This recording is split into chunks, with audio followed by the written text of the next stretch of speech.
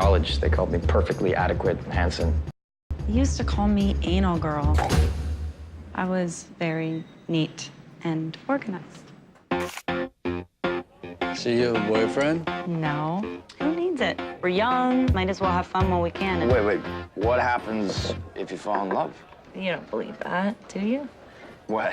It's love, it's not Santa Claus. What I want, you got, and it might be hard to handle. I think it's official. I'm in love with Summer. I love how she makes me feel.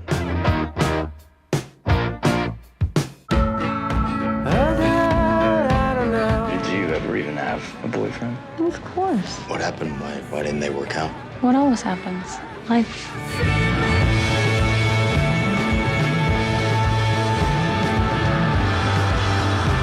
But get over her. I don't want to get over her. I want to get her back.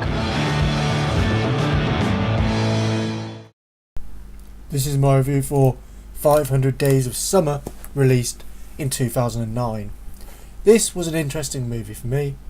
My heart was telling me I'd love it. It's got Joseph Gordon-Levitt in, who I thought was absolutely fantastic in one of my favourite movies, Brick, and Zooey Deschanel, which, you know, I'll watch her in any movie.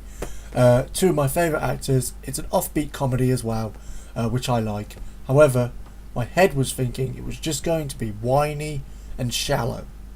I'm so glad I followed my heart. The competition for Best Movie of 2009 is really heating up now, and this, as it stands today, in the mood I'm in right now, has taken the top spot. 500 Days of Summer uses a fragmented timeline, which I'm sure you all know, it's pretty well publicised, but it'll jump from one day, so like day 1 in their relationship, then to day 83, then back to 24, then forward to 302. This, I thought, was going to be annoying and a bit too much of a "ooh, look how clever we are" gimmick. However, I personally think it works seamlessly. In fact, it's fun for the audience. It encourages a bit of audience participation and makes finding the cracks that start to show in their relationship actually quite easy and quite fun. The two central performances are just brilliant and they gel so well on screen. Another thing that surprised me about this movie is how many memorable scenes there are. I was expecting to like the film and just for it to kind of flow by, be good, pleasant and sweet, but what I wasn't expecting was a handful of scenes that will go down as some of my favourite of all time. Some I'd like to share with you include Tom and Summer messing around in the home display section of IKEA, pretending it's their home, which is at first contrasted with a scene where Tom messes around joking in IKEA and Summer is less than impressed, which makes the latter scene so much more important and powerful. The song and dance scene, which includes one of the best movie references I've ever seen on film. Watch for when he looks in the car window. Then a beautiful scene set to music of them sitting on a train. Now, for as many of those sweet funny scenes, there's some heartbreaking ones. One I'd like to mention is when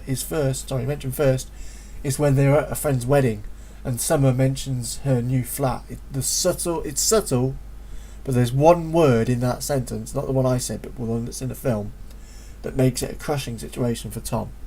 The last scene I'd like to discuss, and this isn't a spoiler because they break up and get back together a lot in the film, but during one of the breakups, Tom visits Summer at her place for a roof party.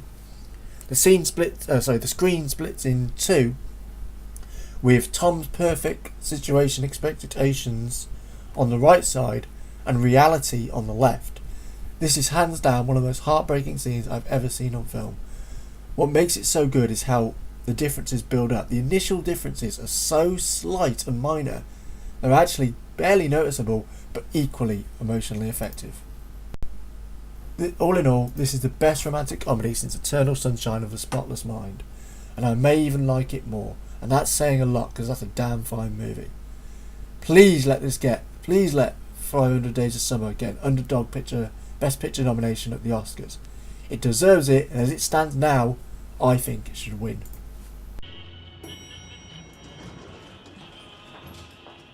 Holy